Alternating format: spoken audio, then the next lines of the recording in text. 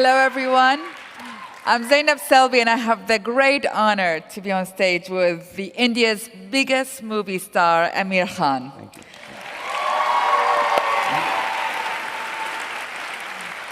I mean, we are talking beyond the actions movies of James Bond and Daniel Craig. We are talking beyond the romances of Richard Gere. We are talking beyond the charms of George Clooney. We are talking, ladies and gentlemen, above and beyond all of that, a man who has been acting since the age of 9, who has conquered the hearts of 600 million. Yes, 600 million Indians. This is half of the Indian population. This man has done it. Unbelievable. And in 2012, he surprises India, he surprises the world with launching a new TV talk show, Satyamev Jayati, that tackles social issues, taboos, heads on. I mean, you just put yourself out there. What inspired you to do that? Well, a very good evening to everyone here. I think it started somewhere when I was a very small child, and it began with my mother, I think. My mother's been a big influence on me, and I'll narrate an incident of my life which stayed with me all along, and that's I used to play a lot of tennis when I was a kid, and competitive tennis, state level, national level. I was pretty good at that time, and she knew how anxious I was about the game, how much I loved the game. And every time I had a match, she'd be waiting for me to come home. And when I would come home, she'd ask me, did you win, did you lose? Usually I would win, so my answer would be I won. And then after about 5 minutes, the first time she did it, it really shook me. After about 5 minutes, she would come and say to me, the boy who lost to you today, he would have reached home about now, and his mom would have asked him the same question. And he would have said he lost. So his mother must be feeling really bad right now. And the first time she said that to me, it really hit me. I mean, her ability to think for another, a woman she's never seen, never met, really hit home to me. And I don't think she was meaning to tell me or teach me anything. That's just how she is. And I think a lot of what I am is a result of her. I think the second person who's been a big influence on me is my friend Satyajit Bhatkal, who happens to be the director of the show. Satya and I were in school together. He was a topper in the class. I was the backbencher. And he was brilliant. So he had the world at his feet. He could do what he wanted. But after we passed out, he decided to work for other people. So he didn't become an engineer or a doctor or a chartered accountant, which he could have been, or an MBA, whatever he wanted. He decided to spend his life, working for people who were less privileged than he was. I got into films and got into acting, and my career took off, and I was... So each time I would meet him, I'd feel really guilty. I mean, I wasn't doing anything wrong. I was doing what I loved doing. But every time I met him, I used to feel, man, this guy is living for others, and I wish I could do half of what he's doing. And that kept troubling me. So I think a lot of all this finally resulted in what happened as SMJ, Satyamev Jayate. Television also grew strong in India at that time. And I reached a point in my career where I had earned a fair amount of goodwill, and I kept thinking that how can I contribute? You wake up in the morning, you read the papers, and you read about injustice, you read about poverty, you read about people who are less privileged than you, and you want to really do something about it. I think most of us feel that way, and we don't know what to do. And I felt that for a number of years. And then I realized that I should do what I know best, and which is storytelling. And I should use the strength of storytelling to try and change minds and try and, enrich perhaps the discussion on certain issues that we face as a society. And I saw that no one's really doing it on that kind of a scale, on a public platform. And I thought if I combine the strength of TV with the goodwill that I've earned, and we try and actually combine journalism, investigative journalism, and storytelling, So we really research each topic and then bring it to the country of India and share what we have learnt with the people and hope that we can transform minds, hearts. You know, I always felt that there are two ways of bringing about change. One is top-down, when you make laws and you tell people to follow them, or you make policies and you expect people to follow them. And the other way, and sometimes it works, but sometimes, a lot of times it doesn't. I think the other way is a longer route, but I think that is what we have chosen to do. And that is to reach out to people's hearts. Not with anger, but with love. And you know, try and transform minds at a young age. Yeah. Now, that was your first show. That is not an easy topic. What triggered you to choose this one? Well, I'm not quite sure why we chose this one in particular, but I felt that initially we had researched 4 topics. One was female feticide, and one was public health. The other was child sexual abuse. And so for some reason, I think we instinctively stuck with female feticide as our first episode. I also feel it's a huge problem in India, first of all, and it also connects with people on a very gut level. We chose to put the show forward not as a woman's problem, but as a mother's problem. You see, what we try to do is when we get the information that we have, we try and put it to people in a manner that, you know, gets them emotionally. So I don't start the show by saying, you know, today we're going to talk about female feticide. I start the show by saying, you know, I've often asked people who the most important person in their lives is, and usually people say my mother, and I feel the same. And I talk about motherhood and get people into a certain emotional state. And then I say, well, let's take a look at how we're treating our mothers today. And we meet our first guest, who is a mother who's been through 8 abortions in 6 years, forced abortions by her mother-in-laws and husband. And so when you're looking at her and you're hearing her story, you're looking at a mother and what a mother goes through, and then, of course, what a woman goes through when she's, you know, forced to go through an abortion. So I think that kind of really got people. You know, the first episode itself has a very strong emotional connect, is what we felt. And that's why I think we chose female feticide as our first episode. And you'll be happy to know that, you know, in 2011 was when the episode aired. And before that, the census that was carried out had a certain numbers. It was, the national average was 914 girl childs against 1,000 boys born every year. And it was sliding. It was sliding alarmingly. And certain states like Rajasthan and other states, Maharashtra, were very bad. 890, 880, you know, per 1,000 boys. You'll be pleased to know that these 2 states have revealed their numbers today after 3 years, Rajasthan and Maharashtra. And in both these states, the ratio has gone up by 50 to 60 points. So it's now around 950 to 1,000 boys. Wow, wow, wow. And I believe it's a combination of the show, which is reaching out to millions of people and talking to them, you know, emotionally. And it's also the governments, the Rajasthan government and the state government of Maharashtra really acted very, very dynamically. And it's a result of all of this, I think. And people actually reacting to it and deciding that they don't want to do this anymore, a lot of them. Now, it is illegal in India. Well, abortion is legal, but sex-selective abortion is illegal. And that itself is strange. I mean, in the US, I don't think there's a law in which you cannot ask your doctor what the sex of the baby is going to be. Because in the US, the doctor doesn't expect you to go and abort the child if it's a girl.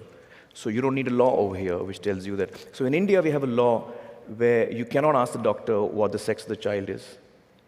And the doctor is not allowed to tell you. So both the doctor and the parents could be in jail if they ask the question and that question is answered. Now this law is actually, it tells us what we are. This law is needed for us, unfortunately. Otherwise, in other societies, you don't need this as a law. Usually you celebrate. I have a girl. Yeah. There's another law we have in India where as a criminal, you can't stand for elections. You need a law for that. I mean, it's sad. What I'm saying is sad. It's like black humor, because if a criminal stands for elections anywhere in the world, he won't get a single vote. But in India, we have to have a law, because as Indians, we've in the past seen that we do end up voting for criminals. So we need to have a law which tells us you can't stand for elections if you're a criminal. So you see, these laws actually tell us also a lot about what we are. Contextualize it for people who live here in the US.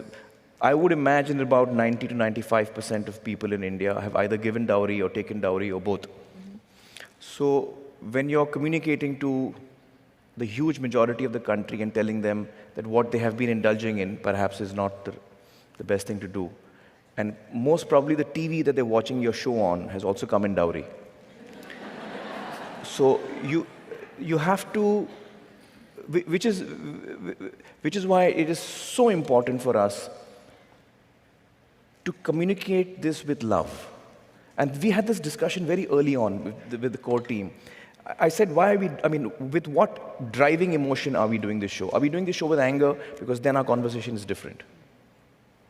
And I'm not doing this with anger. I'm doing this with love, because I really feel that only with love can you actually, affect a person and bring about change. There are so many things that we need to, and we have to look inward, and I'm included in that. I'm not excluded in that. We have to look inward, at ourselves. But did it make people uncomfortable that you touched on these how did they respond?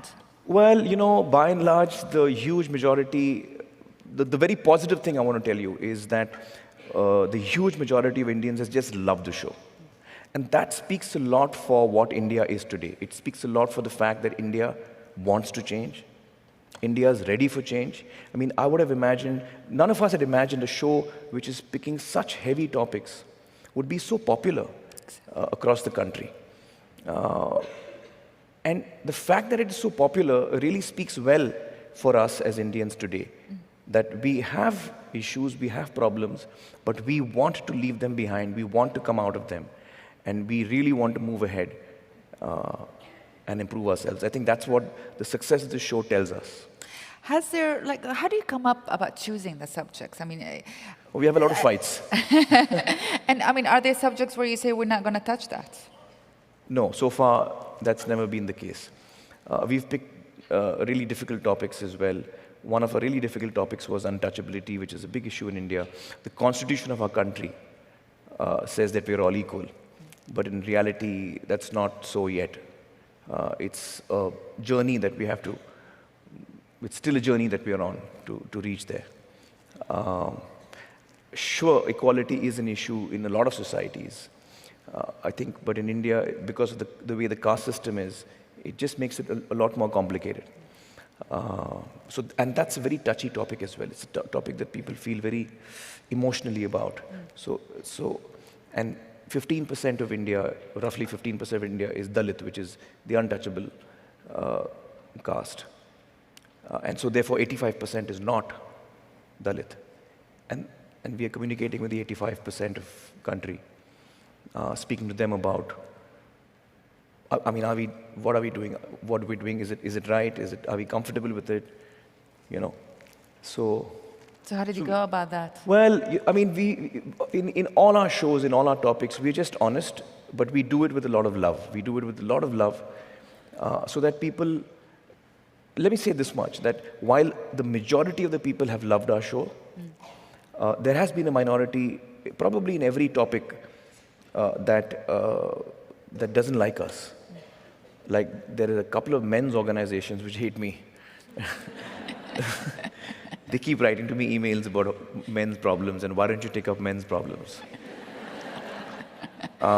So we did, in fact, in our last season, we picked up masculinity. What is it to be a male?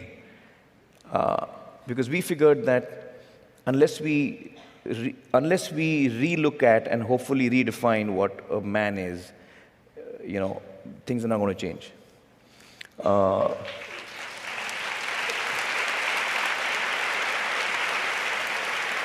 so women have changed, women are changing, but men don't manage to change by and large.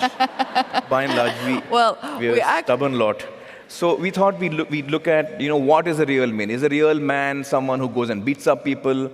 Is a real man a person who's a protector? Is he the guy who's going to, so what's a real man? Is he? So I strongly feel that we have to, from the time that the child is born, you have to treat both children equally, whether it's a boy or a girl. And you have to allow the boy child to cry. You have to allow him to cry. Because the first thing we tell a boy when he cries, don't cry. Are you a girl? Why are you crying? So he grows up feeling that I'm not supposed to cry. And when you tell the child not to cry, you're actually removing him further and further away from his emotions. He's feeling something and you're not allowing him to feel that. So you're distancing him from his emotions. And then you're surprised why he's beating up his wife. Because the fact is that when you tell the child that it's perfectly all right to cry, it's perfectly all right to feel terrible, it's perfectly all right to feel scared. Most boys are told, hey, you can't feel scared. You're a boy. Are you scared of the dark? Come on, go on. Go to the roof alone. So boys feel scared, and we have to tell a small child of 4 that it's all right to be scared. And so that boys can grow up more sensitive. Right now, we are creating boys, we are working towards creating boys who grow up to be insensitive. There's a portion of the show in which I'm told by another man. He says that in India, real men don't cry, and real men don't hold their wives' hands. The wife walks 2-3 feet behind. Now, you must understand, India is a large country. So when I'm saying this, don't take it literally. This is mostly in rural India, and there are a lot of extremely progressive people in India as well. So I don't want to give you all the wrong impression. But this is an issue. There are villages in India, in rural India, where this is the belief, this is how they've grown up. So on the show, I said, based on all of these definitions of what a real man is, I am completely not a real man because I hold my wife's hand all the time. I hug my children. You're not supposed to hug your children. You're not supposed to show affection to your child as a male, a true male. So I hug my children all the time. I cry all the time. I was crying just before I entered the stage. That's true. It is true. Yes, we were both crying, actually. I was listening to, what's her name? Saida? Yes, I was listening to her speak and I was in tears. So I cry all the time. Have you cried on movies, on TV? On TV, every episode of mine, yeah. Excellent. Not a single episode goes by when I don't cry. And it's not only during the show itself, it's even when I'm researching it. When you're researching these topics, it takes days for us to go through all the material we collect. And invariably, in every topic that we've picked, we get to a point where me and Satya and Swati and all of us get so disheartened. I'm looking at an interview and I'm weeping. And we kind of shut it off and we're like, why are we doing this? Nothing's going to change. You suddenly feel very disheartened. But then you come across a person who is working in that and has got so much strength, so much resilience, so much grace, and such dignity that it brings you back to your feet. In these 5 years that I've researched Satyameva Jayate, I've seen the worst in mankind and I've seen the best, the most beautiful in mankind. I've come across people who are such amazing and inspirational people. I spoke to this lady whose son had been murdered. Her son had got married to a girl from a different religion, and so it was an honor killing. This lady spoke with such dignity and such grace, and with such forgiveness in her heart. I just couldn't get over it, It was it was so amazing to listen to her speak. She's talking about her son who's been killed. And, I don't know where she finds the strength from to still look for love, in people. I was speaking to these two women. We often assume in India that women who are from rural India are uneducated and therefore not as strong as women from cities, etc., etc. So these two women who, in the same episode of honor killings, one woman's son and the other woman's brother was killed. And they were ostracized from the village. They were targeted. They were not sold anything. Nobody spoke to them in the village. So the ashes are taken in what is called a kalash, like a pot. That pot was not sold to them. That's the kind of segregation they faced in the village. And then they did a police complaint and all of that. So the case was going on. They were threatened. They were offered money. There was political pressure put on them. Every kind of pressure was put on them. But they didn't take the case back. And they fought the case. And they won the case. And those men are now convicted. Now, what I'm trying to say here is that these two women are from a small village in India. And the kind of courage they show in a city like Mumbai, when a political party announces that tomorrow is Mumbai Bandh, which means nobody dare go out of the house, we're going to stone every car that goes out, some kind of protest that they're doing. Nobody leaves the house. In a city like Mumbai, which is a large city, nobody even knows who I am. We're all strangers in the city. But we're frightened to step out of the house because someone has announced that we can't. Here, these two ladies are specifically targeted. They're still staying in the same village, and they still have the courage to stand up and say, no, we don't want money. We want justice. Where do they get this courage from? So it's really amazing. So I've met such wonderful people in this journey of 5 years. It's hard to sort of escape the fact that you lost weight or gained weight. And you sort of were thinner in here, but I understand it's because you're in a movie right now. You're in the midst of shooting a movie. Has it changed? I'm actually getting ready for this film that I'm playing an older man who's an ex-wrestler. So I'm putting on a lot of weight, which is fun. But has it changed your choices of stories as a star, as a movie star? Not really. I wouldn't say it has changed my choices as an actor, but quite naturally I get attracted to films because of who I am. So this film that I'm doing, for example, it's called Dangal, which means wrestling, and the story is about this wrestler who has a dream to win a gold medal, an international gold for his country. He can't fulfill his dream because he doesn't have money, he has to give up wrestling, and so he decides that his son will fulfill his dream. And then he proceeds to have 4 daughters in the next 15 years. So the story is about his daughter fulfills his dream. Yeah. And exactly. Well, Amir, you could have easily rested in the limelight, and yet you took, with courage and with integrity and with love and inspiration, you just went ahead and inspired, half of India's population. This is a huge deal and inspiring all of us here in America. So, chapeau to you. Thank you. Good luck. Keep going. We are all behind you. Thank you so much. Thank you, thank you, thank you.